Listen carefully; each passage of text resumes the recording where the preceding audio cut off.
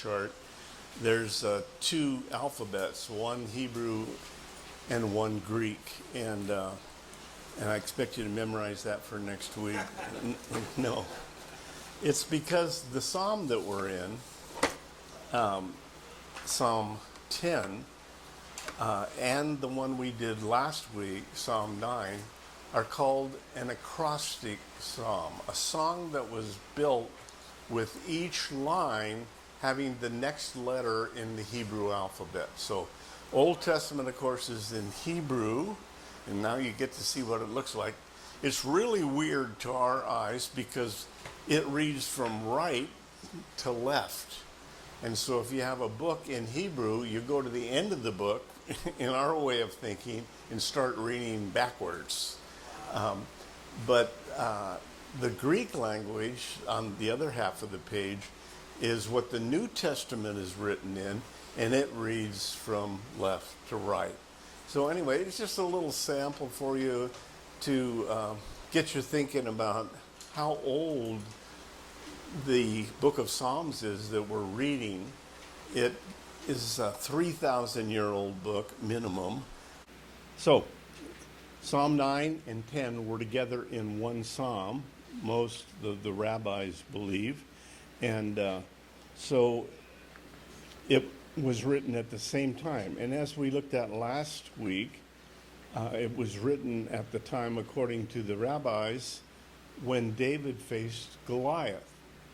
And so it was very early in David's life. He was a young teenager.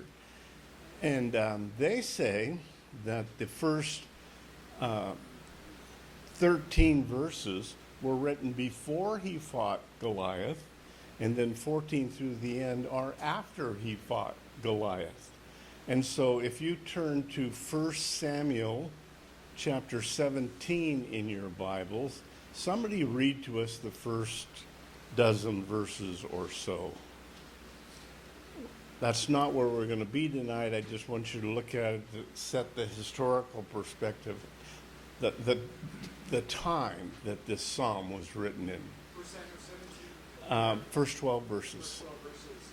Now the Philistines gathered their armies together for battle and were gathered at Yeah, that place. that place, which belongs to Judah. They encamped between Soto and Azekah and Ephes-Dammim. And Saul and the men of Israel were gathered together, and they encamped in the valley of Elah, and drew up in battle array against the Philistines. The Philistines stood on a mountain on one side, Israel stood on a mountain on the other, with a valley between them. And a champion went out from the camp of the Philistines, named Goliath, from Gath, whose height was 6 cubits and a span. He had a bronze helmet on his head, and he was armed with a coat of mail, and the weight of the coat was 5,000 shekels of bronze. And he had bronze armor on his legs, and a bronze javelin between his shoulders. Now the staff of his spear was like a weaver's beam, and his iron spearhead weighed 600 shekels, and his shield bearer went before him. Then he stood and cried out to the armies of Israel and said to them, Why have you come out to line up for battle? Am I not a Philistine, and you the servants of Saul? Choose a man for yourselves, and let him come down to me. If he is able to fight with me and kill me, then we will be your servants. But if I prevail against him and kill him, then you shall be our servants and serve us. And the Philistine said, I defy the armies of Israel this day. Give me a man that we may fight together. And when Saul and all Israel heard these words of the Philistine, they were dismayed and greatly afraid. Now David was the son of that Ephrathite of Bethlehem, Judah, whose name was Jesse, and who had 8 sons. And the man was old, advanced in years, in the days of Saul. Okay, so probably the most well-known story in the Old Testament, David facing the giant Goliath, a whopping 9 foot 4 inches, 500 pounds of a lot of guy. And so I was interested this week when I read of an archaeologist that had found out in the desert of Israel a mummy. and he had dug it up, and he took it into the museum in Jerusalem and asked the archaeologists there to examine it. He said, I think this is a 3,000-year-old mummy, and the guy died of a heart attack. And the archaeologist said, really? You think you know how he died? And he said, yeah, I'm pretty sure I do, but you tell me. And so 3 weeks of taking the body, the mummy all apart, and he calls back to the guy that dug him up, and he said, you know what? You're absolutely right. It's about 3,000 years old, and the guy died of a heart attack. How did you know that? He said, well, we found a piece of paper in his hand that said 10,000 shekels on Goliath. Sorry, you were hoping for something more spiritual. But so, just to remind you that that's what was going on in Israel, that the Philistines were kind of their arch enemy. The Philistines lived in the Gaza Strip, interestingly enough, and they had the superior technology of the day. They were able to produce iron, and Israel was still in the Bronze Age, right at the move from the Bronze Age to the Iron Age. Okay, so David has to face, the rest of the story. He runs out with this sling, grabs 5 stones out of a stream, and runs at Goliath and smacks him right between the eyes, and he hits, and David grabs his sword from Goliath, cuts off his head, and walks around with it for 3 days, holding on to the hair of the head. So it was pretty macho, but that's the setting for the psalm that we're looking at here in Psalm 10. So, as I said, the first 13 verses was the way David was feeling, the way all of Israel was feeling, because it seemed like that all the wicked were flourishing, kind of like today. It seems like everything that's bad is called good, and everything that's good is called bad. So the first 13 verses are that way, and you could ask, where are you, God? Where are you, Lord, in the middle of all these things? Now, that applies to nations, but it very much applies to individuals, because David is talking about both. He's talking about himself, he's talking about your life, he's talking about my life. And then verse 13 to 18, all of a sudden he completely changes his attitude, and he's confident that God is there and not silent. Now, I think David knew exactly what his skill was in throwing a rock with a sling. And I think he could have run up and let that rock go, hit the dirt in front of him, 3 foot in front of him, and it would have bounced up and hit Goliath in the forehead and killed him, because it was God that was directing the stone. It was God that was giving David the victory. And of course, that translates into your life and to mine, that when we are facing a giant, and God allows giants in our lives to test us, to strengthen us, and then when we go out in faith and do what he's telling us to do, God directs the stones that we're throwing. God will take care of the landing site. So that's where we're going today. It is very different sounding than Psalm 9. Psalm 9 we looked at last week. It starts with praise and God is good, everything's fine. Psalm 10 is talking about despair, about everything seems to be going wrong. And as I mentioned, they're an acrostic. They go through the alphabet, the Hebrew alphabet. And so they start with the first Hebrew letter, Alph, there, and you can work your way down it and know that every numbered verse starts with the next letter in the Hebrew alphabet, so it's cleverly written.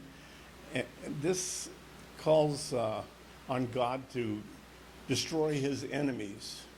Now, David is talking about the Philistines and Goliath especially, but it also works in your life and in mine. It's called an imprecatory prayer, meaning asking God to destroy the enemies that are trying to destroy him. And it is brutally honest. It doesn't have any faith in the first 12 or 13 verses. And then all of a sudden, you see this radical 180-degree turnaround. So, this day is the day in Israel's history that they remember. Now, in our history, American history, there have been days that we'll never forget. December 7th, 1941, that was when Roosevelt declared war against the Tri-Axis. Some of you can probably remember where you were when JFK was shot. That was November 22nd, 1963. Wow. I remember exactly where I was on September 11th, 2001, 9/11, right? And so most of us can remember what we were doing, where we were. And that's the kind of impact that David killing Goliath had on the nation of Israel. It was a really big deal. It begins with two questions. Why? In verse 1 and then again in verse 13. Why are you so far away, God? Why do you stand afar off? Why do you hide yourself? Why is it seems like you're not responding? It seems like you're not around. So, rather than read it, because we already read through 1 Samuel 17 a little bit, I'll just do it one verse at a time and you can keep up. Verse 1, why do you stand afar off? So the psalmist David, we believe, he uses this word twice here and twice in verse 13. Why are you so far away? Why are you hiding? You're needed here. We need to see you. What are you waiting for? Probably words that you've thought maybe you didn't say out loud, but when you were in a tough place and God didn't seem to be available. Jesus prayed those words. Psalm 22, verse 1, my God, why have thou forsaken me? Where are you? Why are you so far from helping me and from the words of my groaning? So sometimes it seems like God is indifferent to our problems, to the difficulties we're facing, and that's a test of our faith.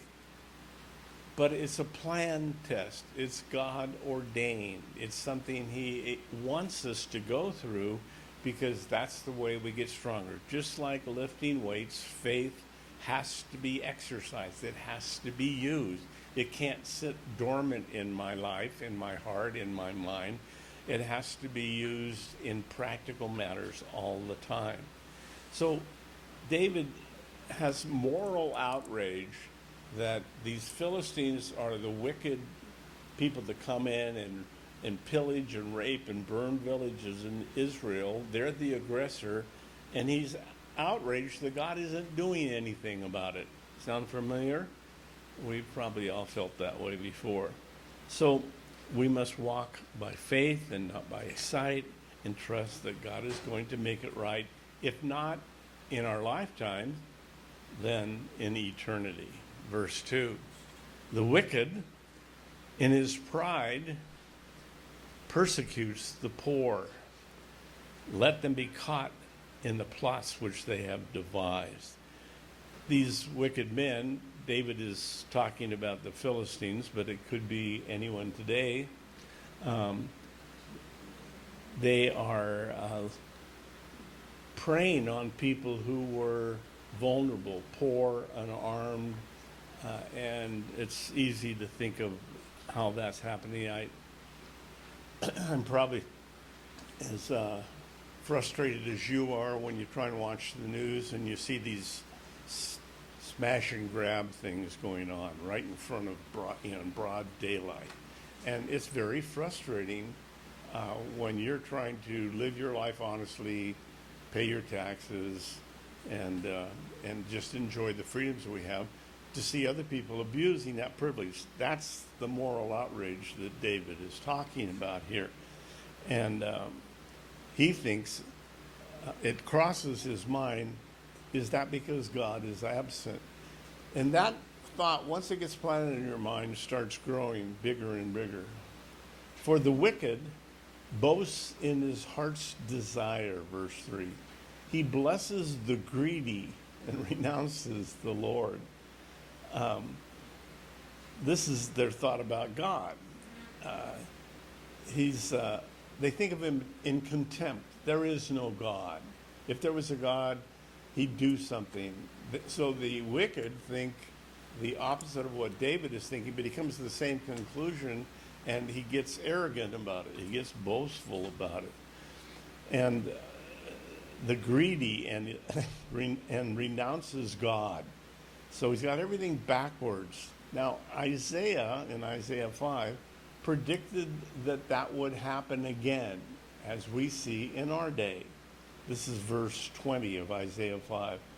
Woe to those who call evil good and good evil, who put darkness for light and light for darkness, who put bitter for sweet and sweet for bitter.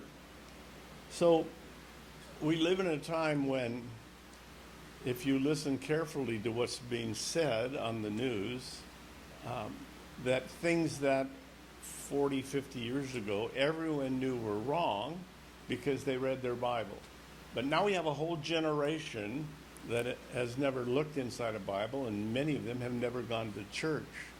And so that's what we need to be doing, asking people to come to church and give them at least some moral anchor in this world, and help them to see that you shouldn't be boasting about your wickedness or think that you're going to get away with it, because God is the judge and he will eventually respond. So we ourselves are in that position right now. Verse 4. The wicked in his proud countenance, the look on his face is arrogant, doesn't seek God. God is in none of his thoughts. Now this is very interesting. This is the New King James translation. But in the Hebrew, it literally says God is in none of his thoughts. Actually, is all his thoughts are, there is no God. In other words, the guy who's doing this feels confident he can get away with it because there's no God. He's an atheist, is really what this is saying. So they continue down their path of light, and they're growing further and further away from the Lord, but they don't see it. And so some of us were on that road, and so we remember what it was to think, well, I'm not going to have to answer for any of this. You might feel bad about it, but not really thinking I'm going to face God someday. And eternity, big word. There is eternity, and you and I will live through it. Where we will live through it is God's decision. And what we do with Jesus Christ's sacrifice on our behalf, what we do with that reality will determine where we spend eternity. Not what good boys we are, how much Bible we read, how often we go to church. But Lord, I went to every Hot Rod Bible study for 4 months.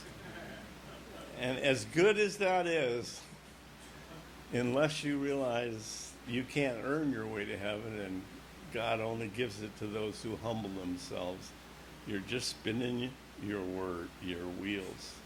His ways, verse 5. This evil man, these wicked men, the Philistines in David's mind, but certainly works today. His ways are always prospering. David looks at it and says, why is it that the wicked are flourishing, not just prospering? They're making big money. Your judgments are far above, out of his sight, as they all his enemies. He sneers at them. God seems to be rewarding them, the ones who are particularly bad. Their conscience is seared.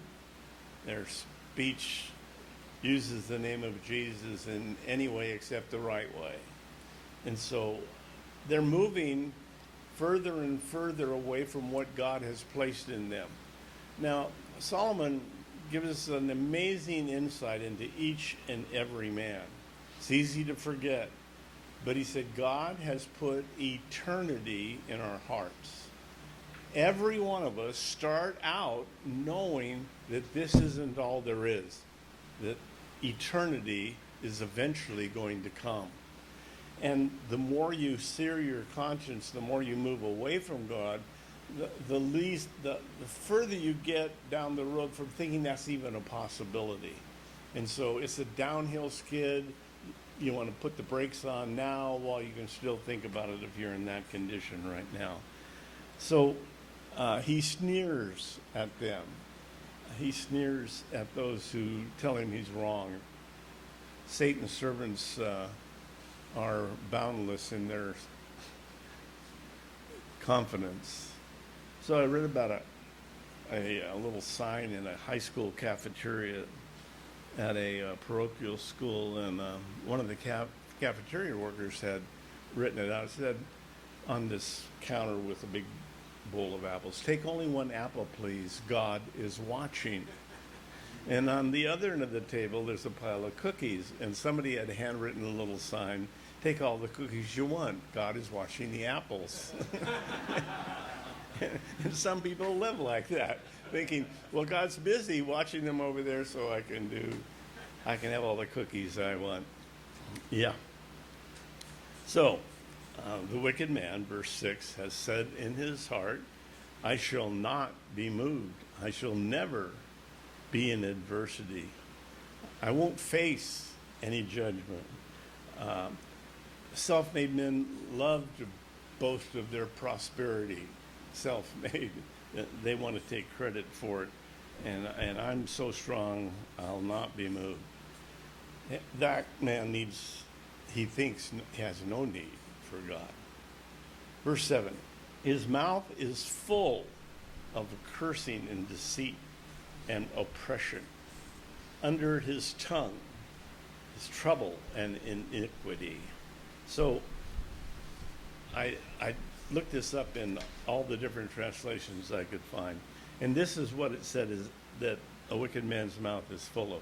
They are proud, boastful, greedy, blasphemous, arrogant, self-sufficient, careless about God, belligerent, self-confident, complacent, abusive, deceitful, oppressive, destructive, mischievous, and wicked.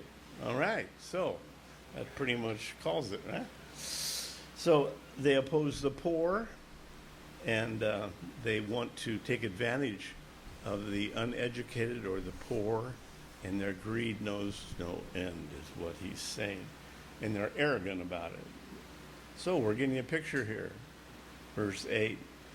And he, the wicked man, or the Philistine in David's day, sits in the lurking places of the villages. In the secret places, he murders the innocent, and his eyes are secretly fixed on the helpless. So David pictures this wicked man as a predatory animal looking for a prey, like a wild animal would do. And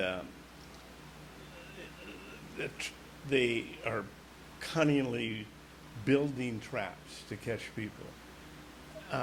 The word helpless triggered in my mind to look up some statistics. We live in a country where the main argument in the election that's coming up in the next few days seems to be centered around the word abortion. And the people that arrogantly promote it, I just shudder for them that they're going to face God someday. There are over 1,600,000 babies aborted in the United States every year. That is equal to more than 4,000 babies an hour in our nation. Talk about helpless. So, since abortion was legalized in 1973, 20 million fetuses were destroyed. And if you add up all the deaths in war for U.S. soldiers from the Revolutionary War through the Vietnam War, it amounted to 1.16 million men. We've killed more than almost 20 times that amount babies. And God is aware, God is watching. And so use your brain as you go to the ballot box in the next few days. Verse 9. This man lies in wait secretly as a lion in his den. He lies in wait to catch the poor. He catches the poor when he draws him into his net. He crouches, he lies low, that the helpless may fail by his strength. So he's ready to pounce on unsuspected poor people. And he's crouching low like a lion. This, again, the predatory animal picture. So David's painting a real clear picture of what it was 1,000 years before Christ, and I don't think it's changed a lot 3,000 years later. He said in his heart, God has forgotten. He hides his face. He will never see it. God doesn't punish. Look, I'm getting away with it, is what the wicked man thinks. And he mistakes God's patience for God not being able to do anything about it. So, David has a prayer here, verse 12.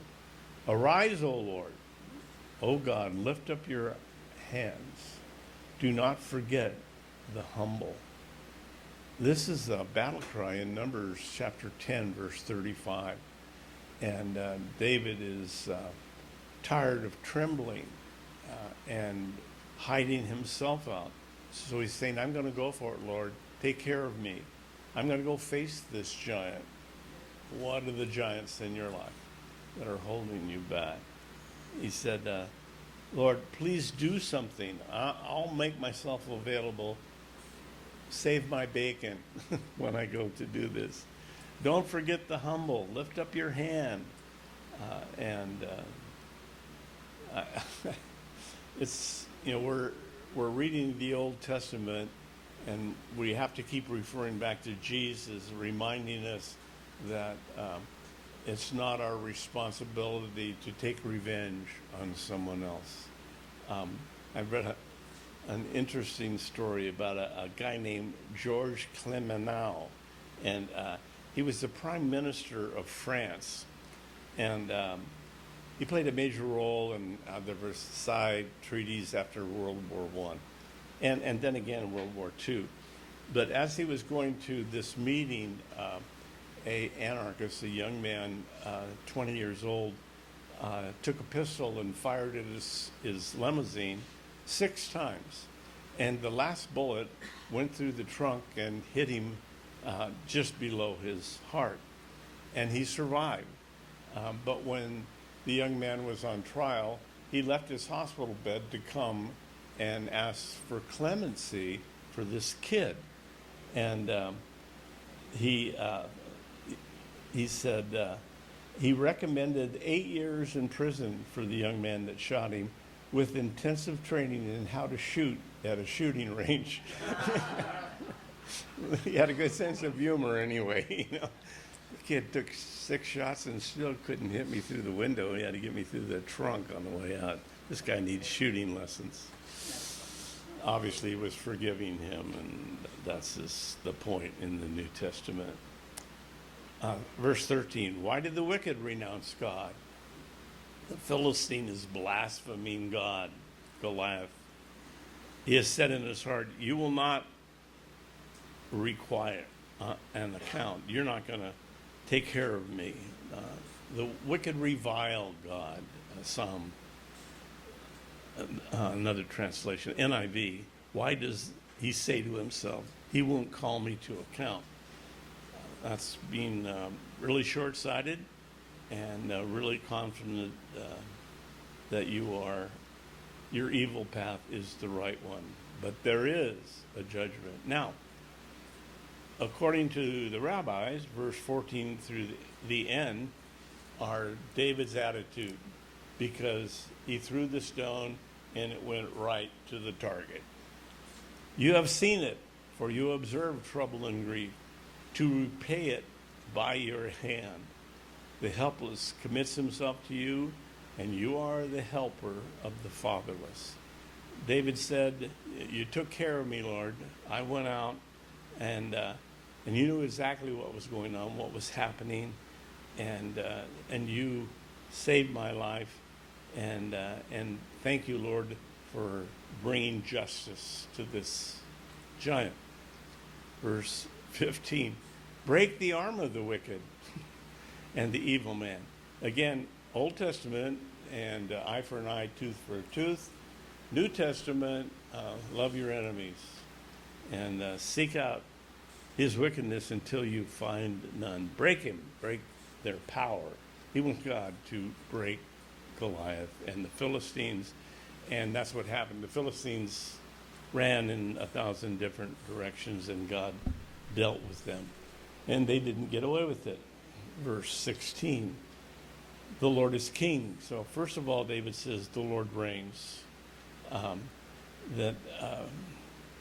It ends in confidence. The Lord is king forever and ever. All of a sudden, David sees into eternity, not just the Goliath in front of him. The nations have perished out of his hand or his land. So David is looking forward to the time when God will return Israel to the Jewish people. And he's quite confident that since God is king, it's going to happen. Translate it to your life and mine. It may be raining right now in your life. It may be difficult. You may be struggling with some insurmountable thing in front of you that you don't think is going to end. It will, and God will prevail. You just stay connected to him. He reigns. He's over everything. Number 2, verse 17, God hears. So you have heard the desire of the humble. When you pray, God hears. You will prepare their heart. You will cause your ear to hear. God hears this, and God will act. May not be in the time plan I try and give him. It usually isn't. He doesn't do things the way I suggest. I've been giving him advice for a long time now, and he still isn't taking any of it from me, so good luck if you're trying to do that. Thirdly, he reigns, he hears, he judges. Verse 18. To do justice to the fatherless and the oppressed, that the man of the earth may oppress no more. The man who is of the earth, it literally says, human beings, the frailty of humanity, of you and me. We're here 60, 70, 80, 90 years, and then we're gone. Man is weak, confined to walking the earth. God is in heaven, and he lasts forever above. So, Norman Geisler, probably not a name most of you know, written great books, commentaries on the Bible, New Testament, and one of my teachers years ago. And he had an interesting event in his young life. So he was invited to a vacation Bible school in his neighborhood. His parents were non-Christians. He'd never been in a church before. And so he went because there was a bus driver who said he would come and pick him up right in front of his house. He's like 8 years old. And so he goes, and it wasn't too bad. So the bus driver said, I'll pick you up Sunday if you are at the same place. And so the bus driver pulls up on Sunday morning, kid's there, takes him to church. He did that 400 Sundays. The bus driver counted it, and he's waiting for this kid to get saved. He didn't, and he didn't, and he didn't. On the 400th time, he finally committed his life to Christ. He wrote, what if this driver, his name was Robert James, what if Robert had given up on this young man, Geisler? What if he'd not come after 399? This kid's going nowhere. Why would I bother to keep picking him up? He won't respond to the gospel. And I tell you that story because just one of many stories I've heard of people who were faithful to do something in a Sunday school, at a vacation Bible school, setting up a PA, putting up a video camera, and it doesn't seem like there's anything happening. But then one day, and I can't tell you what it is, it's a tipping point, and only God knows what it is. But one day, all of a sudden, something happens, and they hear it. And one of my favorite stories at church, just so you know, it's not just an isolated situation. We're in the old building still. The guy's name was Albert. And every Sunday, he would be in the very back. Those of you that went to the old sanctuary, you'll know there's a mother's room with a glass on it. He'd lean right up against the wall next to the mother's room. And a little ragged looking, shaggy beard, but mid-20s, not an old guy. And every Sunday, he would be there. And this went on and on and on. And finally, one Sunday, I did like I still do today, did an altar call. And, if you want to receive Christ, raise your hand. And this guy leaning against it puts up his hand. And I'm thinking, wow, he's been here for a long time. And so I'm at the front door at the end of the service, and he comes by and he says, can I talk to you? I said, sure, give me just a minute, some people waiting. And he said, you're probably wondering why I raised my hand. I said, well, actually I was. I've seen you here for a long time. You come every week. He said, yeah, my sister brings me. I live under the bridge at 2nd Street in San Bernardino. And she said if I would go to church with her, then she would buy me lunch and take me back to where I live. So for every Sunday, for about a year and a half, this guy's leaning, listening, me doing it all. He says, so what happened this week? Why did you raise your hand? He said, I don't think I heard you before.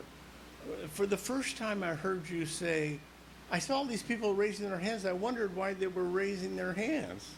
And then I heard you say, if you want Jesus, raise your hand. So I did. And that's how I got here. I watched Albert get cleaned up. His family helped him get an apartment. He went to Valley College, and he sat for the parole hearing to become a parole officer, passed it, and is a parole officer in San Bernardino County right now. From 2nd Street Bridge to parole officer with a wife and 2 children. So you just never know, and you want to give up on, that's the other half of this psalm. Well, that's a wicked guy. He's not thinking about God. Well, you're probably right. He probably is wicked. He's probably not thinking about God, but God might use you to help him turn the corner. Let's pray. Thank you, Lord, that you love us and you have given us the privilege of bringing others into your kingdom. Help us to be bold, ask people to come to even this study as well as church so that they might hear the truth and they might grow. Do that, Lord, we ask. Go with us now, we ask in Jesus' name. And all of God's men agreed by saying, Amen. Amen.